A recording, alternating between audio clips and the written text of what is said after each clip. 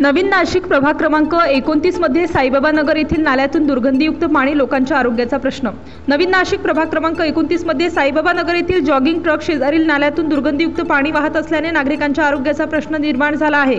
साईबाबा नगर येथून नाल्यातून सांडपाणी वाहत असल्याने त्या नाल्याला लागूनच नवीन जॉगिंग तयार करण्यात आलेला आहे। या ट्रकवर नागरिक सकाळ सायंकाळ व्यायामासाठी येत असल्याने या नाल्यातील दुर्गंधीयुक्त पाणी वाहिल्याने नागरिकांचे आरोग्य धोक्यात आले आहे। मनपाने पावसाळ्यापूर्वी नाले सफाई केली नाही तर नागरिकांच्या वतीने जनआंदोलन उभारण्यात येईल असा इशारा सामाजिक कार्यकर्ते देवचंद केदारे यांनी मनपा प्रशासनाला दिला आहे। तुमचं नाव काय? मी देवचंद केदारे प्रभाग क्रमांक 29 मध्ये राहतो। गेल्या अनेक दिवसापासून हा प्रश्न खूप मोठा आहे। काही आमच्या इथले जे मोकळे नाले आहेत तिथे खूप दुर्गंधी पण आहे आणि आता नवीनच आमच्या इथे जॉगिंग ट्रॅक झालेला आहे।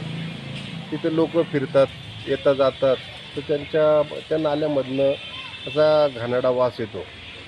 त्यामुळे नागरिकांना त्रास होतो आणि आम्ही वारंवार सांगतो का या नाले साफ करा आणि त्या नाल्यामधली जी प्रॉपर घाण असते ती काढून टाका। पण जे महापालिकेचे काही कर्मचारी आहेत ते फक्त त्याच्यात जी घाण जमा होते ती एका साईडला लावून देता आणि पाणी मोकळं करून देता। पाणी मोकळं न करता त्याच्यामधली जी घाण साचलेली आहे, ती माती साचलेली, ते दगड आहे, ते कचरा आहे, त्याच्यामधला तो खरा ॲक्च्युली उचलला गेला पाहिजे, तेव्हा तो साफ होतो।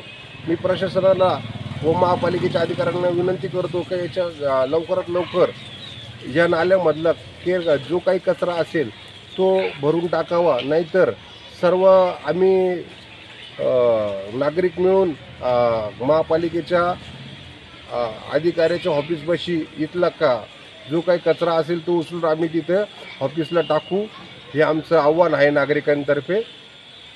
जय महाराष्ट्र। नाशिक स्टार न्यूज साठी प्रतिनिधी राजेंद्र दोंदे, नवीन नाशिक।